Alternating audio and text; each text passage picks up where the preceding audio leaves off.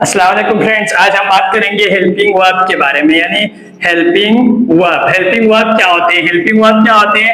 Verb की मदद करते हैं, किसी भी फेल की मदद करते हैं ये बताने के लिए कि ये जो काम है किस जमाने में हो रहा है। जैसे कि यानी ही इज प्लेइंग हॉकी, वो हॉकी खेल रहा है।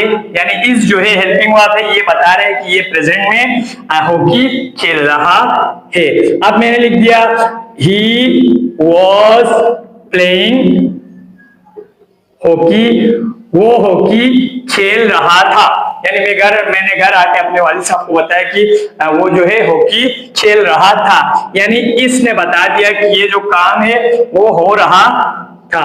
अब यहाँ आ गया he will be playing hockey, वो हॉकी खेल रहा होगा।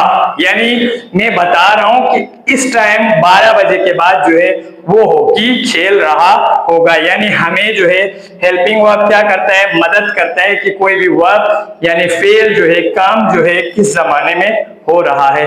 Thank you.